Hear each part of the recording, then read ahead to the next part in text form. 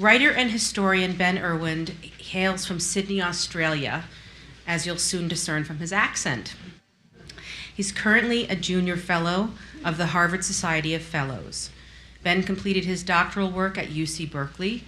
He is the author of The Collaboration, Hollywood's Pact with Hitler, which was based on his dissertation and published in 2013 by Harvard University Press, and for which he's here this evening to discuss. He's joined by the eminent author, music journalist, and cultural critic, Greil Marcus, whose works include Lipstick Traces, Mystery Train, and The Shape of Things to Come. Please join me in welcoming Ben Urwand and Greil Marcus to the JCCSF.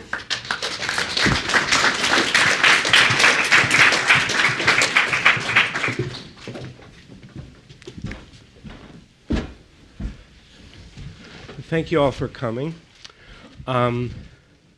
You're gonna have, I think, an extraordinary evening from Ben about an extraordinary subject, and the subject of the book is the way in which throughout the 1930s, from 1933 onward, from the time the Nazi regime was established in Germany. The major studios in Hollywood, all of them run by American Jews, worked with representatives of the Nazi regime to produce film that would be acceptable in Germany. And that opened up into an entire world. Because it didn't mean that they tailored product for Germany and Germany alone, for the German market. It meant that by working with, collaborating with, consulting with the German consul in Los Angeles, a man named George Gisling, and also through the Hayes office, and particularly a man named Joseph Breen. In the Hayes office through the 1930s, functioned as really an enormous censorship apparatus for American movie production. Not simply judging a movie good or bad like the Catholic Legion of Decency did all through the through the 1960s and even into the 1970s, saying that certain films were acceptable for Catholics to see and certain films weren't. But the Hayes office going through every variation, every draft of a script to make sure there was nothing objectionable, and objectionable being defined in extraordinarily broad ways. The Hollywood studios working with representatives of the Nazi regime who was allowed to come in and approve scenes or disapprove of scenes, to demand cuts in films. And the situation was that these films, these changes, these films had to be for the entire world. These films were not to just be sanitized for Germany. They had to be clean. They had to be clean for the world. And what clean meant was two things. It meant no criticism whatsoever of Germany or Nazism. Or German culture. And it also meant a virtually complete exclusion of Jews from film. Jews presented as Jews in movies. That could not happen. Jews disappeared from film. Of course, there was far more than that. There were demands that the studios, the major Hollywood studios, Aryanize their staffs in Germany. And so Jewish employees of MGM, let's say, or Paramount, were fired. And so there was cleansing going on long before the Second World War began. So there's a whole world of, what anybody could call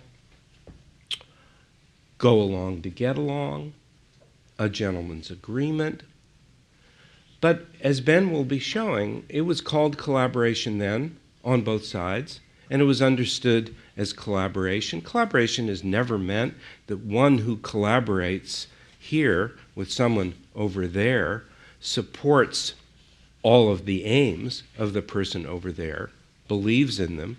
It means that you go along to get along. You have a mutual interest, and you decide how that mutual interest can best be served. And that mutual interest may be making profits on film in the German market and doing what needs to be done to maintain one's position in that market. Now, this book, and there are sections in the book where this thesis, which I'm sort of clumsily offering, there are sections in the book where this thesis is made at the very end of the book, where this thesis comes down and it's a series of hammer blows. It's a series of just tremendous force, where the argument that has been constructed and built, drawing on extraordinary research, whether it's with interviews with Hollywood actors in crucial films who've never been asked about what they did and what they didn't do in a given scene, or whether it's archives, whether it's material from German archives that no one had ever looked at because no one had ever found. This is a book where at the end of the book the argument comes down so strongly and so harshly that it can take your breath away, and we'll get to some of that. This book has been extraordinarily controversial. So controversial that right from the start, people demanded in print that the book be withdrawn by Harvard University Press, Ben's publisher. Now, books are, particularly scholarly books, are withdrawn for only only two or three reasons. One is plagiarism, and no one has accused Ben of any sort of plagiarism. One is fabrication of research or evidence, and no one has made that accusation either. And a third is fraud. Making up interviews with people that never existed, that sort of thing. This book has been attacked because it is sensationalistic, because it's one-sided, because it's exaggerated. Well, this is quite remarkable. Nobody asks that a book be withdrawn because it's sensationalistic or exaggerated. The argument has also been made that, well, everybody knew this was going on. You could find it in Variety. There's nothing new here. Traffic accident, nothing to see, move along. But if there is anything new here, it's not important. It's like the argument that people made for generations about the Rosenbergs. They didn't give anything to the Soviet Union, and if they did, it wasn't anything important. It didn't have any effect. I can read you one attack which has become, it's been heard far and wide. This is from Alicia Mayer, the grandniece of Louis B. Mayer, who ran MGM. The collaboration accuses Jews of betraying their country, selling out their co-religionists, and funding the Nazi war machine for German gold, no less. This is not simply a silly book, it's deeply problematic, even potentially dangerous. Who knows whether this is due to incompetence or malevolence? The mystery is that no editor or faculty advisor seems to have been looking out for the author. Harvard University Press circled the wagons in response to early criticism, but now that Urwand's radioactive assertions have gone viral with tens of thousands of references on Google, it's too late for explanations and corrections. The damage has been done. The campaign, and it has been among various people an organized campaign against the collaboration, has been of such virulence and so hysterical, and with accusations that verge on the criminal, that it recalls other instances where Jewish authors have delved into forbidden material and have come back with stories that a lot of people want to hear and a lot of people don't. When Hannah Arendt published Eichmann in Jerusalem, and she argued that members of the Jewish councils in Eastern Europe worked with the Nazis to facilitate transport of Jews from the ghettos to concentration camps in hopes that that the people they were supposedly representing would get better treatment and that they would get better treatment. Which was a small part of Hannah Arendt's book, but it was an explosive argument. She was attacked by not only people in the press, but attacked by colleagues, attacked by lifelong friends. She was shunned. Her classes at the New School in New York were taken away from her. When Philip Roth published Portnoy's Complaint, Gershom Scholem, the great Israeli historian, compared it to the protocols of the elders of Zion, which I think no one has done of the collaboration yet. One other thing I want to say, and then I'll turn things over to Ben, and I hope we'll be discussing after Ben's presentation, is that this book is not only a very powerful, a fascinatingly documented story full of suspense, with a great hero at the end, the screenwriter Ben Hecht, and too many villains to count. Not only is it a story about a specific action involving Hollywood studios and the Nazi regime, it is a rich book about the role film culture played in American and international life in the 1930s, when it was presumed by governments, by studios, by writers, by ordinary people, that film had such an enormous impact on how people understood who they were, what they believed, what their values were, who they would support, and that they would be willing to attack. That film was so important that nothing about it could be ignored, that the smallest detail in a marginal film could be terribly dangerous or terribly productive. And so nothing, we might think of movies as mere entertainment or just amusement or just something to make money on. And certainly everybody involved in the making of movies in the 1930s saw movies that way, but they saw them as much, much more. So Ben has a presentation, and after that we'll talk some more, and then we'll talk with you. So I'm actually going to move over here and give you a presentation which will include some film clips and some slides of some of the documents that I found in the archives. Hopefully this will warm up pretty soon. Because Greil has kindly laid out my major arguments in the book, and I'm not going to do that here, because you now all know them. What I want to do instead is to lead you through my process in the archives and the discoveries that I made and how slowly but surely they led to these conclusions. And I'll start with where I began. I started in Berlin in a very small collection that historians generally don't look at, the files of Hitler's personal adjutants. The reason historians don't look at these files is because mostly the kinds of files they contain are birthday cards to Hitler or receipts of people who came and visited Hitler and stayed in fancy hotels, that kind of thing, materials that aren't of any use to historians most of the time. But what his adjutants did do in the years 1938 and 1939 was that they noted down everything Hitler did every day by the hour.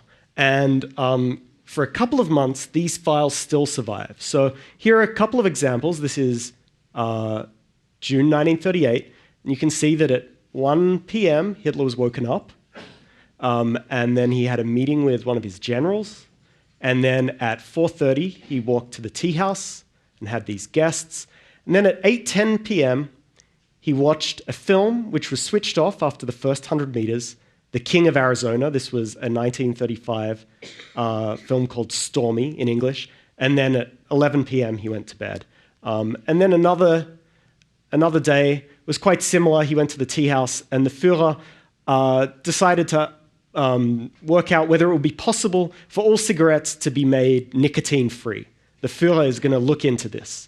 And then at 9:40 p.m., as usual, he watched a movie, and a few comments were noted down. And what his adjutants would do was they would collect all of Hitler's opinions occasionally and send them off to the propaganda ministry, and they would note down the 15 movies that Hitler had seen recently, and they would share his opinions with the propaganda ministry just for their edification. And so his opinions were always very simple, straightforward. So here are the first 9 of these films are German films. The first one was very good. Second one, characters and shots good. Plot, not exciting enough. The third one, not particularly good. Good, very good. Mediocre. This one was very bad, repulsive. And finally, Tarzan, which he said was bad. And that's the 1932 film, MGM film. And I went through all of these files, went through all of the American films and noted down all of his opinions of American movies, and I found that he disliked Tarzan, but he liked King Kong. He had King Kong screened many times. He loved Laurel and Hardy films, and he said, in his words, these movies are very good because they contain a lot of very nice ideas and clever jokes. And he liked Greta Garbo, and Goebbels would note down in his diary how the two of them would burst into tears at key moments in Garbo films. And so I had this list of all of the films that Hitler had watched and what he thought of them. And I thought that I was going to write a book on Hitler's opinions of American movies, his obsession with the power of cinema. And I imagined it would be a kind of darkly disturbing, sometimes darkly funny book. And the phrase, the banality of evil, just kept jumping to my mind. That was the book that I started out thinking that I was going to write. But then, in this same collection, the files of Hitler's personal adjutants, I found a document that changed everything. This is a letter from the German branch of 20th Century Fox to Hitler's personal adjutant, dated January 1938, and I will read you a translation of the bottom 2 paragraphs. 20th Century Fox says to Hitler, or to his adjutant, we would be very grateful if you could provide us with a note from the Führer in which he expresses his opinion of the value and effect of American films in Germany. We ask you for your kind support in this matter, and we would be grateful if you would just send us a brief notification of whether our request will be granted by the Führer. And you'll notice that this letter is signed Heil Hitler. And as I went through the collection, I found similar letters also late in the decade from MGM and Paramount. And I realized that an important part of Hollywood history had gone missing, that there was an important story to tell, that in the 1930s, Hollywood was not only doing business in Germany, but was writing to Hitler in these kinds of fawning terms. Now, the reason this surprised me was because I'd always been a film buff, and I knew that the films from the 1940s were strongly anti-Nazi. Something like 60% of all of Hollywood's output from 1942 to 1945 made some reference to Hitler or to Nazis or to the Second World War. But in the 1930s, all of the major studios were still doing business in Germany early in the decade. Later in the decade, MGM, Paramount, and 20th Century Fox were still there. And I set out trying to explore whatever I could find to work out what the actual story of Hollywood's dealings in Nazi Germany in the 1930s was. And I started with the trade newspapers like Variety and The Hollywood Reporter. And I tried to see if they provided any useful information, because there were reports on Hollywood's exports in various countries. But these reports usually consisted of a few sentences, and they were mostly speculative. And they were nothing like this kind of document, actual primary material from the period. So this proved to be a dead end. And then I went to Los Angeles, and I looked at various studio archive materials. Warner Brothers is the only studio with complete archival holdings. Other studios, you can find script materials for MGM, 20th Century Fox, sometimes Universal. But what I was really looking for were the records of these studios, their foreign departments, and their actual business dealings with Germany, and figures of how much money they were making. And I was told that there was nothing like this. So that was another dead end. Then I went back to Germany, and I had read in the trade newspapers that the German consul in Los Angeles in the 1930s would often meet with the heads of the Hollywood studios and would make cuts to their films. I'd heard this in interviews, and I'd read in the trade newspapers that something was going on. And I wanted to find all the files I could find of this man, Georg Gissling, the Nazi German consul.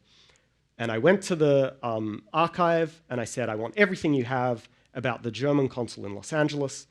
And I had planned a 2-week trip there. And the archivist said, we have nothing remains. And I said, nothing, really? And he said, we have a shoebox. And I said, well, I've come all the way from Berkeley. I'd really like to see this shoebox. And he says, there's nothing in the shoebox. You're not going to find anything in the shoebox.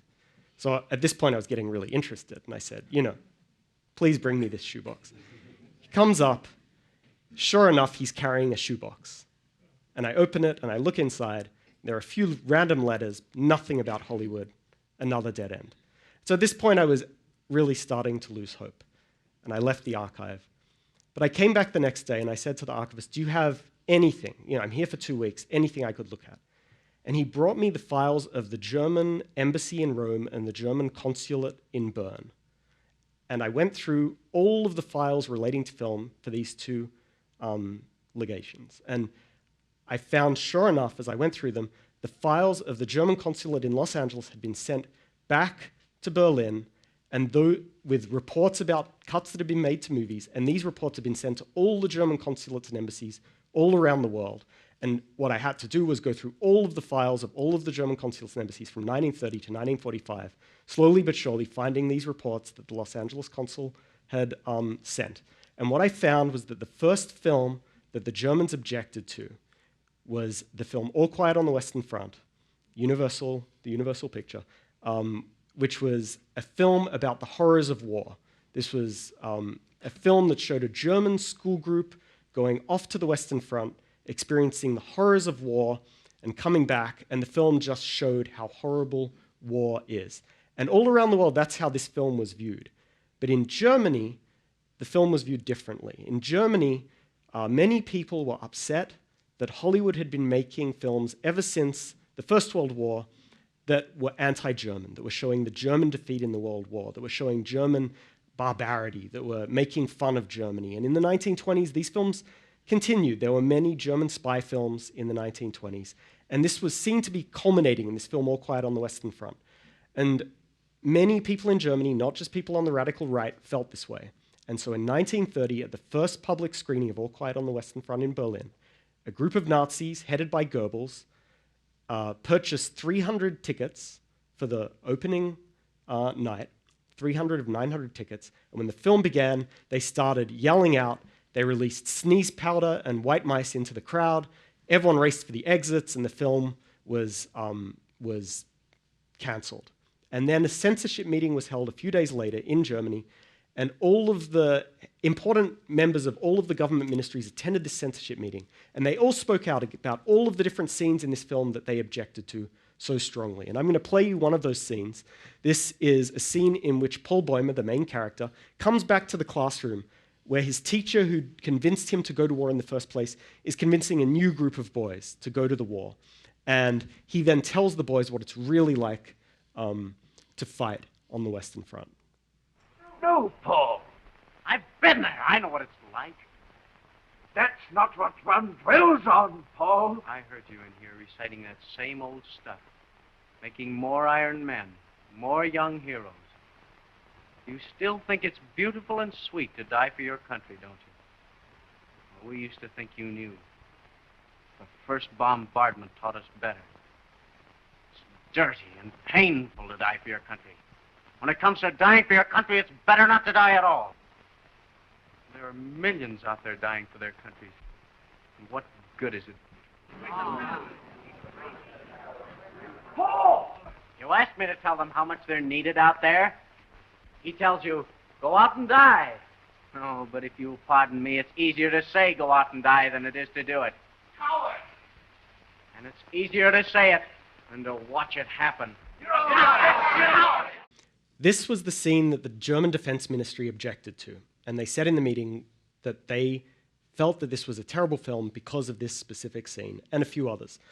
Now, what I found in going through the files in the German Foreign Office, the Los Angeles materials that I found, was that 6 months after this film was banned in Germany, after this censorship meeting, the head of Universal Pictures, Carl Laemmle, came up with a new version of the film that didn't contain any of the scenes that the Germans had objected to at that censorship meeting, including this scene. Now, this is not a strange thing for Carl Laemmle to do. In the 1930s, studios often made changes to versions of films for the domestic release. So for example, in the 1930s, the studios were very careful to delete all kissing scenes from films when they were released in Japan, and all scenes involving any religious scenes when films were released in England or in Mexico. So it was quite a normal thing for Carl Laemmle to delete this scene and other scenes from the film when it would be released in Germany. But what happened next was unprecedented. After Carl Laemmle approached the German Foreign Office and said, I've cut these scenes, will you now allow this film to be shown in Germany? The Foreign Office said, yes, we will do that, but you have to do something more. You have to cut these scenes not just from the German version of the film, but from all of the versions playing all around the world.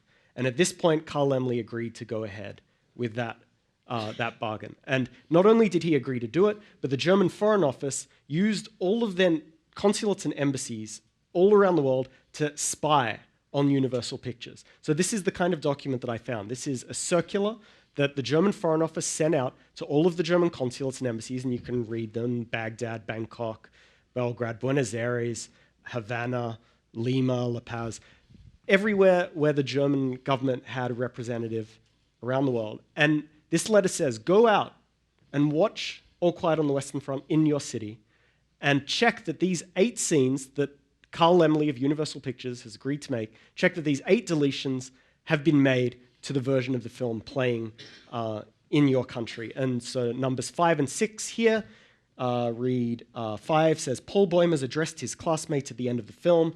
It is dirty and painful to die for the fatherland.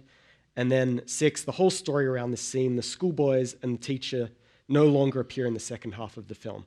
Now, this elaborate arrangement in which a studio made a deal with the German government set the basis for what happened all throughout the rest of the decade. In June of 1932, 6 months before Hitler came to power, the German government came up with a new law, Article 15, which stated that if any movie studio made an anti-German picture and distributed it anywhere around the world, then that studio would no longer be able to do business in Germany. And in March of 1933, just after Hitler won the Reichstag elections, he sent a new German consul to Los Angeles, a member of the Nazi Party, Georg Gissling, and Gissling was given these instructions in his official brief, and I'll translate. To avoid the possibility of invoking Article 15, this new law, which states that if a studio makes an anti-German film, it will be banned from doing business in Germany. To avoid the possibility of invoking Article 15, friendly collaboration, Zusammenarbeit, at the actual site of production is recommended. And what I found in going through materials on both the German and American side is that this word, Zusammenarbeit, or in English, collaboration, was used by the studios and Nazis to describe their relationship with each other. So in 1934, the head of MGM in Germany went to the German press and declared, "We believe in a satisfying collaboration, Zusammenarbeit, of all parties, just as we have been able to work together smoothly with all German governmental authorities up to now." And the Nazi Party, a film representative of the Nazi Party, said, "The National Socialist Party is absolutely in favor of international exchange and collaboration." I'm going to have to skip that. The head of a representative of the Hollywood studios in Berlin met with some key Nazis in April 1933 and said, "It was agreed that a working arrangement with the American interests was absolutely necessary in order to break down film barriers abroad, that in their opinion, Berlin really was the focal spot in Europe for all film affairs, and that collaboration with our office was about the only way these matters could properly be discussed. Now, what I discovered in going through all the materials was that the Los Angeles German consul would routinely be invited to Hollywood studios where he would watch early versions of films and he would say what needed to be cut out of these films for the worldwide release if these studios wanted to continue doing business in Germany. So for example, I would find in his report, he would say, I went to the 20th Century Fox lot last Sunday. I saw a film called Lancer Spy, which shows German spies operating during the First World War, and it's very bad from our perspective, but I spoke to the representatives of 20th Century Fox and they agreed to cut out the following scenes, and he would give numbers for the scenes. Then I would go back to old Hollywood scripts, not the final versions of scripts, but early versions, which had those scenes with their numbers noted down. And I would read those scenes and see what the Nazi German consul had watched, what he objected to. And in the book, I put these things together. So I described him going to the studio, what he sees. I used the script to show what he sees, and then how he succeeded in having cuts made all through the decade. The problem is that in a presentation, I mostly can't show you cuts because by definition, they don't exist anymore. They're gone. But occasionally you can see cuts in Hollywood movies. So this is a film called Rendezvous, an MGM film from 1935, also about German spies operating in the First World War. And when Gissling saw this, he was very upset that it showed German spies and used the phrase German spies and German spying. And so he had a change made. So this is just a 10-second clip. Pay attention to what happens to the phrase German spying. I can't tell you how much I regret this, but we're grateful, deeply grateful. You've helped us trap the head of the spy ring, and I shall see that your services are recognized. There's a myth that people in the United States didn't know about the persecution of Jews in Germany as it was happening. If you read newspapers, you'll see that it was widely reported. Even if it wasn't on the front page, there were dozens of reports about persecution of Jews in Germany in the New York Times, in the Los Angeles Times, in the Washington Post, just in February and March of 1933. And the heads of the studios were especially aware of what was going on in Germany. Karl Laemmle wrote in a letter to Hearst in January of 1932, full year before Hitler came to power, I might be wrong, and I pray to God that I am, but I am almost certain that Hitler's rise to power, because of his obvious militant attitude toward the Jews, would be the signal for a general physical onslaught on many thousands of defenseless Jewish men, women, and children in Germany, and possibly in Central Europe as well, unless something is done soon to definitely establish Hitler's personal responsibility in the eyes of the outside world. Now, Greil has already mentioned that in 1933, the studios collectively fired half of their Jewish salesmen in Germany, going along with demands of the propaganda ministry. And by 1936, they'd completely Aryanized their offices in Germany. 1 month after they fired half of their Jewish salesmen, in June of 1933, Hermann Mankiewicz, who later wrote Citizen Kane, came up with the idea for a film about Hitler's persecution of Jews in Germany. And there'd been little references to this film called The Mad Dog of Europe in various trade newspapers. The film was never made. But I looked for it, and I found it after 7 years in the copyright records of the Library of Congress. No one had found it before. And I read it, and it was a radical attack on Hitler's persecution of Jews in Germany, and it predicted in June of 1933 that Hitler would soon start killing Jews. Now, when the Nazi German consul found out about this film script, he went to the various studios, and he didn't say, if one of you makes this picture, then you'll be banned from the German market. He said, if any studio makes this picture, then all of the American studios will be banned from the German market. Because he realized that this was a much more dangerous kind of film than a film just showing German spies in the First World War. This was a film that mounted a radical attack on Hitler and what he was doing in the present at the time.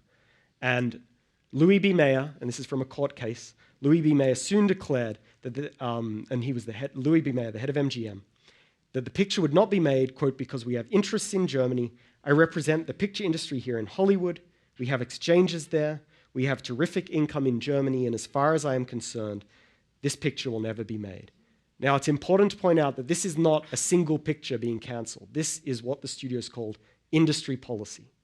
They decided at this very early point in time, only a few months after Hitler came to power, that they would not go there. They would not make a picture on this subject. And agents and literary agents in Hollywood and screenwriters knew that there was no point making a film on this subject. It was just not possible. The producers would veto any such picture. And the few that were attempted were cancelled. This is an early version of It Can't Happen Here, based on Sinclair Lewis's best-selling novel of fascism coming to America, postponed in 1936, and then cancelled after the Nazi German consul called MGM in 1939. And this is an early version of what became Foreign Correspondent, which is a great spy film, but doesn't contain anything about persecution of Jews, but the original screenplay from 1938 did. Now, at the same time as the studios decided that they would not make any pictures about Hitler's persecution of Jews, they did make one very important picture on the subject of Jews in Europe. And this was a picture by 20th Century, made by Darryl Zanuck, the one non-Jewish executive of a Hollywood studio. And I bring this up first because it's extremely important historically, but second because some of my critics have objected to me bringing this film up. They say this film is pro-Jewish, there's nothing wrong with it, and that it's odd that I would object to it. What the film shows is the head of the Rothschild family, the banking family of Europe, Meyer Amschel Rothschild, and later Nathan Rothschild, it shows their cleverness with money. And officially the film is on the side of Meyer Amschel Rothschild because he uses his money for good and not evil. But the Anti-Defamation League at the time was very, very disturbed that a picture like this was being made, and it was made. They said it is just too bad that it was made at this time, for it corroborates the basic Nazi propaganda, and this corroboration is furnished by Jews. So I'll just play you a couple of quick clips from the House of Rothschild so you can make up your own minds what you think. This is what Meyer Amschel Rothschild actually looked like. He was a completely assimilated Prussian Jew, and now I'll show you how he was represented in 1934, 20th century's picture, The House of Rothschild, which was nominated for Academy Awards. It's near locking up time. And the money hasn't come yet. It's a long road from Hamburg. It'll be here in the morning. Yes, but if anything should happen, all that money, 10,000 gulden. Eh? So much this journey? 7,000 in one lump from Prince Lowenstein's agent. And then all the small sums, 10,000 at least. 10,000 gulden, our money that we worked for. Why doesn't your Majesty strike them dead? Papa, don't get excited. It's bad for you. Now listen, you are young. Your lives are before you. You've got to fight. Fight for yourselves. Fight for our people. Mama, I have to cheat the tax collector before my own children. Do you think I want to do that? I live honestly. I trade honestly. I want to be honest with them. But they won't let us. We are Jews, taxed to death, forbidden to learn a trade, forbidden to own land. They keep us in chains. They send men here to rob us. So work and strive for money. Money is power. Money is the only weapon that the Jew has to defend himself with. Anti-Defamation League met closely with the heads of the Hollywood studios to make sure that no images of Jews appeared on the Hollywood screen. And after this film, there are just a couple of references for the rest of the 1930s and even into the 1940s. Now, as the decade progressed, the studios went to greater and greater lengths to appease the Nazis. In 1934, the German government passed a new law preventing the withdrawal of German currency. And for the studios, this meant they couldn't convert their Reichsmarks into US dollars. For Paramount and 20th Century Fox, there was a solution. Both of these studios made newsreels in Germany, and so they took their German Reichsmarks, which they'd made from their films, from their feature films in Germany, and the studio sold around 30 to 50 films in Germany a year. They took that money, they hired German cameramen, they purchased German film stock, and they took footage of the nationalistic events that were happening in Germany. And they then incorporated this footage into newsreels, which were sent all around the world, which were neutral in tone. So, and that brought back their proceeds. But when these films were shown in Germany, they had to be screened by the propaganda ministry. And 20th Century Fox, which was as big as UFA as a newsreel producer in Germany in this period, made pro-Nazi newsreels. So here are just a few examples. I'll just read you a couple just randomly. The first one up there says, Adolf Hitler greets the national police force from the window of the chancellery as the Berlin population erupts with thunderous shouts of Heil. And the bottom one says, on the National Labour holiday, the biggest rally that the world has ever seen took place on the Tempelhof field where the Führer spoke in front of 2 million comrades. Now, MGM, which was the third major studio operating in Germany at the end of the decade, didn't make German newsreels and was simply accruing German Reichsmarks in its bank account and didn't know what to do with them for 4.5 years. And in 1938, in December, MGM came up with a solution. And this is the single most disturbing document I found after 9 years of research. This is from the Commerce Department records at the National Archives. It's a commercial attaché who's just met with the head of MGM in Germany and is explaining how MGM is getting its money out of Germany, and the print is not very good, but I'll read it to you. It's headed, Transfer of the Proceeds of the Distribution of American Films in Germany. According to the confidential report of an American film company, and the asterisk at the bottom reads Metro-Goldwyn-Mayer, the following practice is followed in transferring their proceeds out of Germany. They request permission to use their available funds for financing German firms. Such permission is granted in particular cases, especially if the firms in question are connected with the armament industry, especially in the Sudeten territory or Austria where credit is badly needed. So in other words, 1 month after Kristallnacht, 9 months before the outbreak of the Second World War, MGM got its money out of Germany by financing the production of German armaments.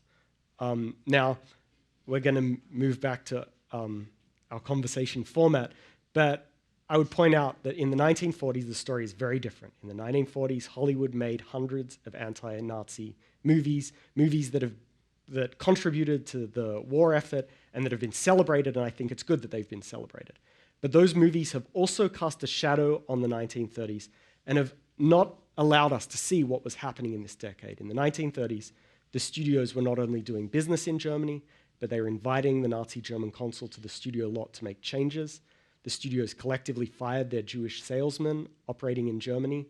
MGM invested in the production of German armaments, and Paramount and 20th Century Fox made pro-Nazi newsreels that supported the Nazis in Germany.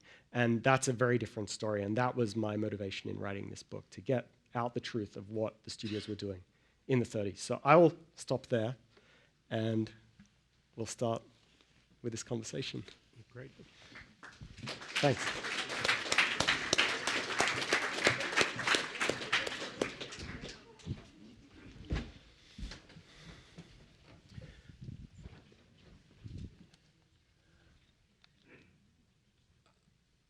In terms of film culture in the 1930s, I wonder if you could briefly tell the story of Gabriel over the White House, an obscure movie that I'd certainly never heard of, and if anyone here has seen it, you're a rare person. And then talk about Confessions of a Nazi Spy, films made at different ends of the decade. Sure. These are two movies that didn't make the cut in the presentation, but they're extremely important. Gabriel Over the White House was a movie that was pretty much William Randolph Hearst's pet project. He had failed in his political ambitions, and he wrote these editorials that appeared on the front pages of his newspapers, and of course he controlled a massive media empire. And he made a film in which a fictional president, who was kind of a cynical politician, suffered a blow to the head and woke up, and when he woke up, he was possessed by this fanatical urge to solve all of the world's problems. And he dissolved Congress, he became a dictator, and by becoming a dictator, he solved all of the world's problems. He solved the unemployment problem, he assassinated all gangsters, and he bullied all of the nations of the world into his world peace agreement. And then he died. And the film was, if you watch it, on his side, saying that this was all a good thing. And not only did Hearst have his hand in this picture, but Louis B. Mayer made some changes. And the president, FDR, made changes too to this picture. And it was screened, and it showed a president becoming a dictator and thereby solving the nation's problems. That was, when the film played in the United States, only a couple of newspapers said that it picked up on it saying that, it's picked up on the problem, that this is a pro-fascist picture. Others felt that there must be something satirical about this picture. But when the film played in Germany, MGM picked up on what was going on. MGM went to the German press and said, we've made this picture, Gabriel over the White House, and it shows that certain principles that are valid for the new Germany are valid for the entire world, even democratic America. And even in democratic America, there's this impulse. And we feel that this film will have a very favorable reception in Germany. And MGM went to great lengths to market the film in Germany as a pro-fascist picture, which was an honest portrayal of what is in the film, if you see it. So that's the story of Gabriel over the White House, which played in Germany in 1934. Confessions of a Nazi Spy was the first anti-Nazi picture by any studio. It was made by Warner Brothers. There's a myth about Warner Brothers, which existed before I began writing the book, that Warner Brothers were the sole crusaders against the Nazis, that Warner Brothers were the only studio to stand up, the only studio with any guts, as Groucho Marx put it. But the problem was that as I went through documents in the German Foreign Office, I discovered that Warner Brothers was actually the very first studio to invite Gissling, the Nazi German consul, to the studio to dictate cuts. And this obviously destroyed that myth. So Warner Brothers left Germany in 1934, but it still took them 5 years to make the first anti-Nazi picture. The reason they didn't make an anti-Nazi picture before then was because it would be bad for the industry as a whole. They didn't want to disrupt the various other studios' businesses in Germany. But by 1939, they did make this anti-Nazi picture. But it was not a very good picture. And Paramount was very worried that Confessions of a Nazi Spy was going to lead to the end of Hollywood's business dealings in Germany. And Paramount wrote a letter to the Hayes office and said, if this film is made, it will lead to the deaths of a great many Jews in Germany. That's what Paramount said. I don't believe that letter was sincere because Paramount not only was still selling movies in Germany, was making pro-Nazi newsreels in Germany. But that was what Paramount said. The film was made, but it didn't destroy the studio's business dealings in Germany. In fact, the studios kept doing business in Germany for a full year after that, all the way into the middle of 1940. Even after the outbreak of the Second World War, Hollywood movies were still shown in Germany. They were a part of German culture. And only in the middle of 1940, when MGM made The Mortal Storm, which I consider the first truly significant anti-Nazi picture, did the business dealings come to an end. One of the reasons that Confessions of a Nazi Spy did not cause problems in Germany was that Goebbels loved the picture because he was portrayed in it. A fictionalized version of Joseph Goebbels was in this film, and he was thrilled beyond words. He was in a Hollywood movie. The sense of magical importance of film never comes through more powerfully in the book than in this. But the question of The Mortal Storm as the first, real anti-Nazi picture that Hollywood made is a question where, as Ben says near the end of his book, what The Mortal Storm turned on was the removal of a crucial scene. And what the crucial scene was about, and you'll tell the story in a moment, had to do with the depiction of a Jew. That was removed. So while Hollywood, in Ben's words, dropped one half of their bargain with Nazi Germany not to make anti-Nazi films, they kept the other part of the bargain, which was never to depict Jews. So will you tell that story? Right. So in early 1940, MGM thought it would be a good idea, finally, to make an anti-Nazi picture. And the only reason MGM did this was because it had started losing its business, not so much in Germany, as in England and France. Hitler had started a war which was impeding the distribution of MGM films in Germany. And MGM knew from 1933 that there was a demand for anti-Nazi pictures because The Mad Dog of Europe had been presented to the company. But The studio hadn't made such a picture, but by 1940, with very little business in Europe, the studio thought, well, now it makes sense to make an anti-Nazi picture. And it picked this film, this story, The Mortal Storm, which was based on a best-selling novel at the time. And there was a central scene in the book. The setup of the book and the film is that a Jewish family is living in Germany in 1933, and Hitler comes to power, and when Hitler comes to power, the family is destroyed. The father is Jewish, the mother is not Jewish. And there are 2 sons from a previous marriage who are not Jewish, and then 2 children who are from that marriage and who are biologically Jewish. And when Hitler comes to power, the family is ripped apart, and the 2 sons from the previous marriage become members of the SA, and the father is sent to a concentration camp, and he is killed.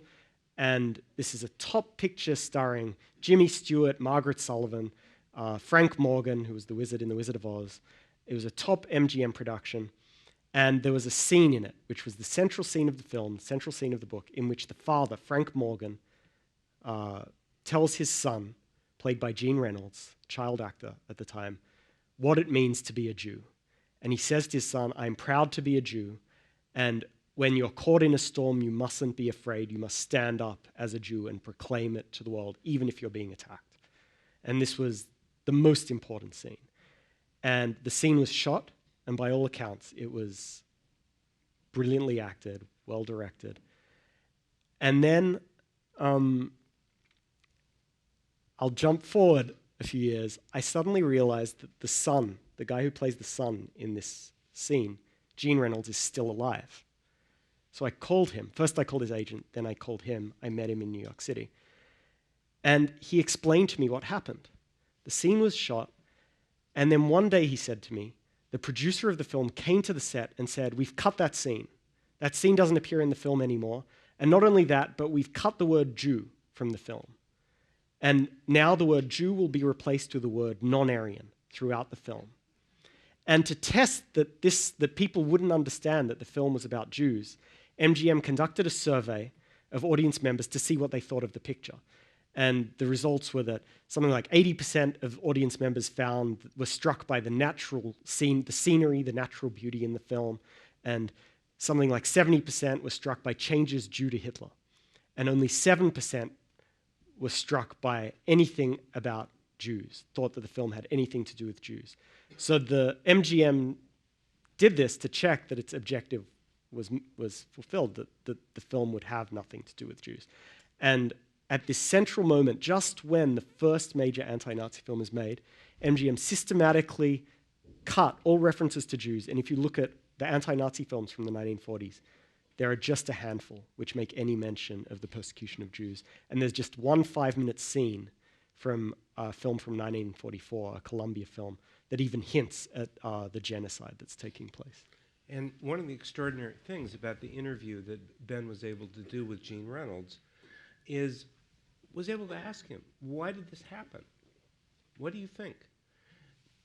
The arguments that have been made against this book again and again, that it contains nothing original, no original revelations, that everybody all knew this stuff well in all these many years, from 1940 up until just about now. No one bothered to ask Gene Reynolds anything about this film. And what did Gene Reynolds tell you about why this happened? He had no idea.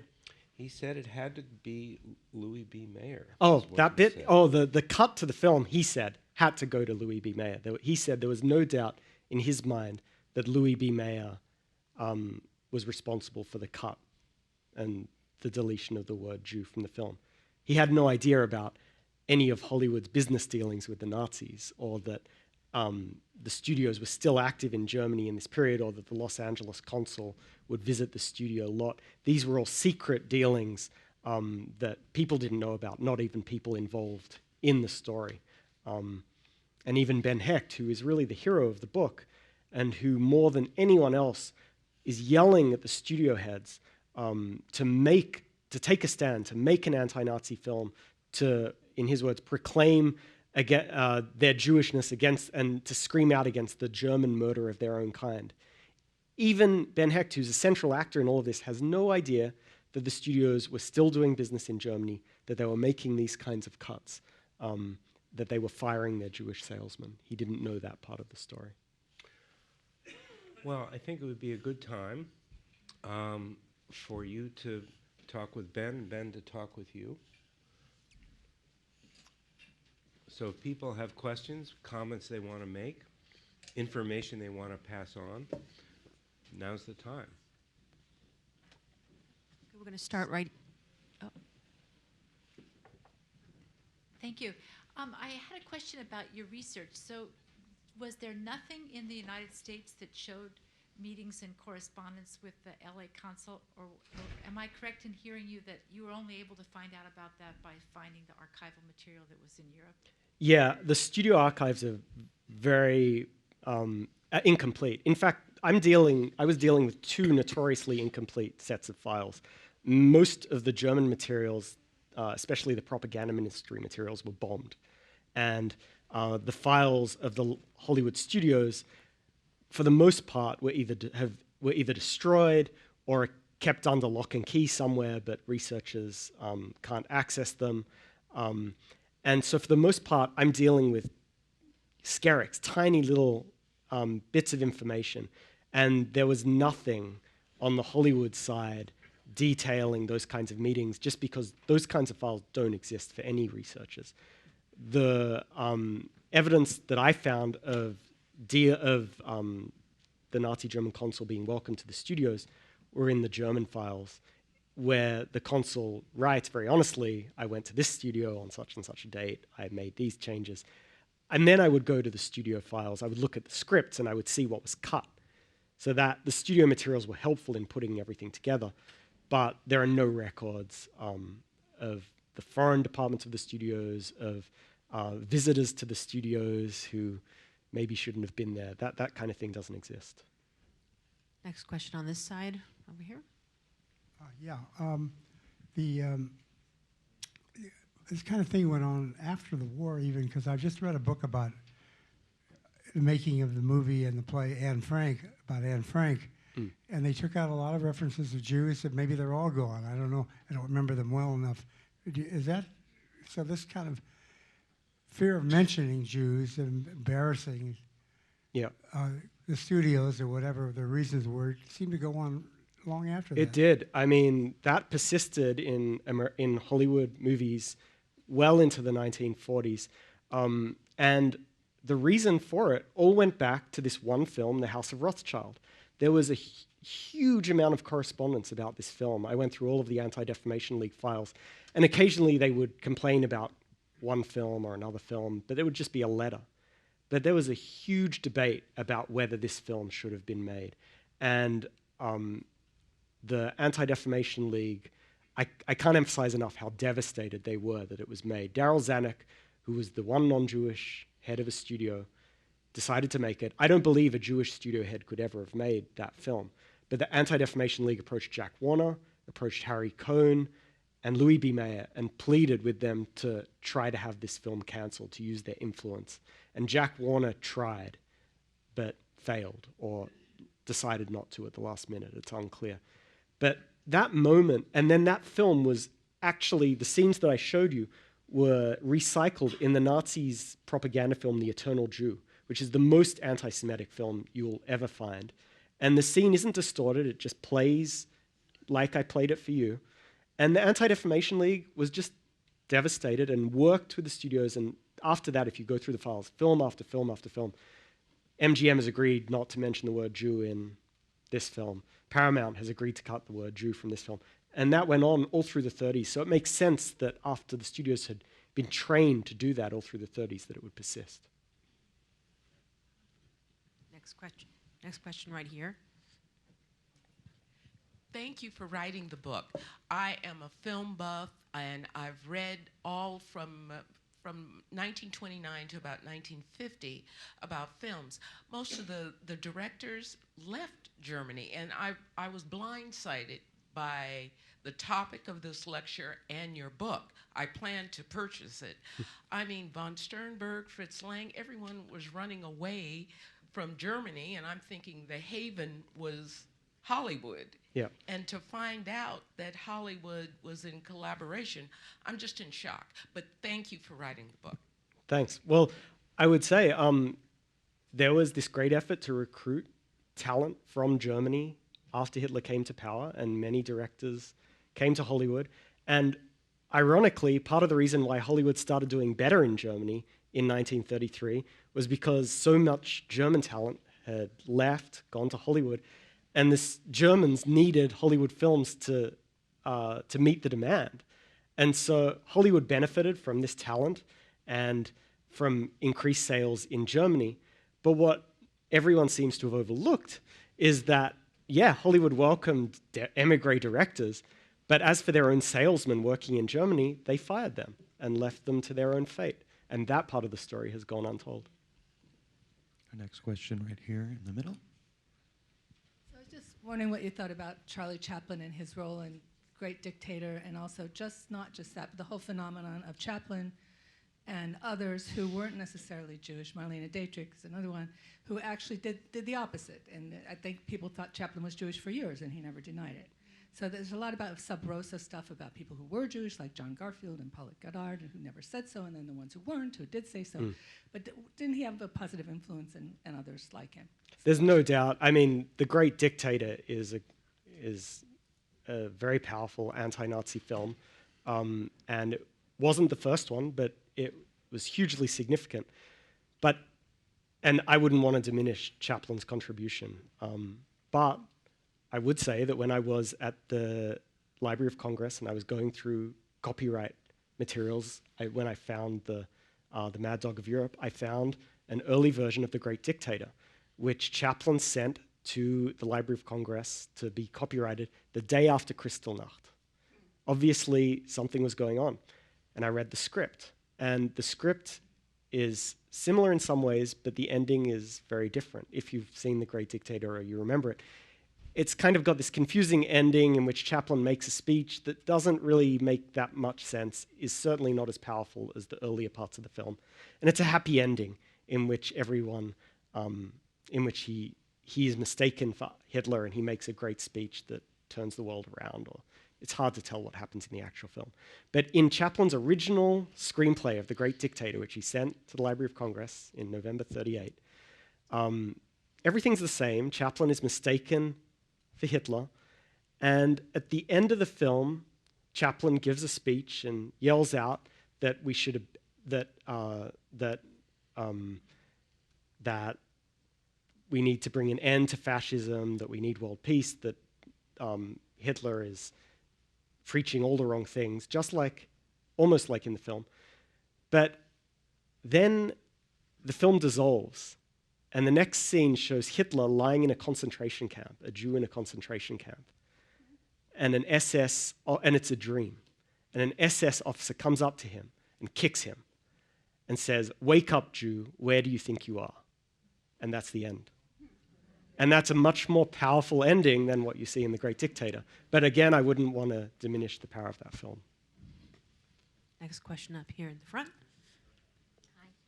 Thank you for your presentation. Thanks. I wonder if it would be fair to say that the Hollywood Jews who were bending their over backwards to satisfy the German needs were motivated not so much by any kind of anti-Semitism, but just as a very pro-money.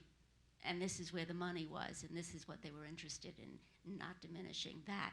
And so they just did whatever they could to ensure that their films would be seen most widely and garner the most money for them. Yeah, well, I mean, Louis B. Mayer, in his own words, says we have tremendous profits in Germany, and as far as I'm concerned, this picture, which was the picture, will never be made. Those are his words. At the same time, this is a story about individuals. It's not generalizable for Jews in general, and I would never say anything like that in the book. And in fact, Los Angeles in the 1930s was a very conflicted place. And so you have people like Mankiewicz writing The Mad Dog of Europe, or Ben Hecht screaming at the studio heads not to be adopting the policy that they're adopting. But, and this is an entirely uncontroversial point, in the 1930s, the studio executives decided what appeared on the screen. 6 or 7 or 8 guys made the final determination of what would make it and what wouldn't, and the screenwriters had no power. And their motivation was profit. Next question right over here. Hi, I have to say that I didn't know anything about this book before I came to this lecture, and I also am a film buff, and from silent film onward. And this 30s period of time was one of my favorite periods of time to watch film as well. So I just wonder, with you unearthing this really not good early film history, how long has this book been out in the world, and is there a target on your forehead from all the heirs of all the studios heads that are really interested in squashing you and this information from being released? Oh yeah, I mean, just search the internet and you'll have plenty to read. I mean, some of the families of the studios have been very active. I mean, one person in particular, Alicia Mayer, has seemed to have devoted her life to this. And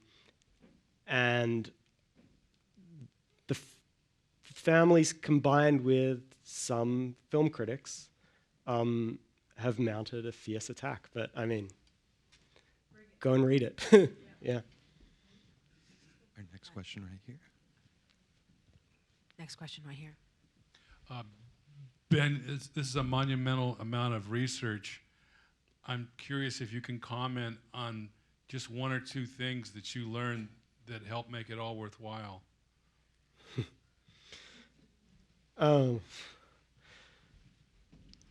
Well, I would say that for the most part, the work was grueling. And as I tried to show you early on, I thought I just met dead end after dead end.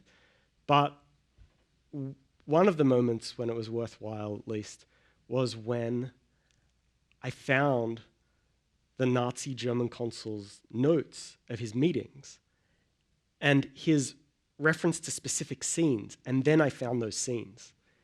And putting that together and realizing, because what I wanted to do was to tell a story, but I was stuck because the materials were so spread out, and for the most part, they didn't connect like that. So whenever they did, and I realized that things actually happened, that the Los Angeles consul went to the studio, that he saw this film that doesn't exist anymore, but I've unearthed this script, which is what he saw, and that he did this. He said, cut that scene. And that when I could put the pieces together like that, after looking for so long and getting to so many dead ends, that was quite a gratifying experience. And to be able to turn it all into a story, which was my aim, that made it worth it. Our next question right here in the middle. I wonder if you can answer this. What proportion of the studio's revenue or profits came from Germany in the 30s? So the proportion was actually surprisingly low. Before the First World War, Hollywood had been the second biggest market. Germany had been the second biggest market for Hollywood movies. But there was an embargo on movies in the First World War. And after that, the German market was a significant one, but nowhere near at the top. England, France, many other countries were bigger than Germany. In 1933, Hollywood sold around 60 movies to Germany, and in 1934, around 50. So in the early 30s, around 50 or 60 movies a year. In the late 30s, more like 20. In 1940, only 6 Hollywood movies made it to Germany. And so that was significant, but for a long time, I was confused. Why would the studios go to such great lengths to appease the Nazis when they weren't even making a huge profit in Germany? In 1937, Paramount announced that it lost $580 in Germany. So why would Paramount still be inviting the Nazi German consul to the lot in Los Angeles? And I realized first that the studios felt they had an important investment there. They employed hundreds of people in Germany, and they might not be making very much, but they weren't losing very much either. And if they left, they might not be able to return as easily. And more disturbingly, as the decade progressed, I found evidence that they were worried that Hitler would soon conquer other territories. He'd start a war and he'd conquer other territories, which he did. And that if they'd voluntarily left Germany before he did that, then he might kick them out of other countries that he conquered too. And in some of those memos, there was a presupposition that he would win the war. Right. And keep these territories. Exactly. In 1940, and this is just when MGM, Paramount, and 20th Century Fox leave, around August of 1940, a representative of one of those studios said, later, maybe Hitler will allow us to return under different conditions. And the implication was that he would win the war. One last question. I had a comment about your comment that LA was conflicted in this, Los Angeles was conflicted, East LA in particular,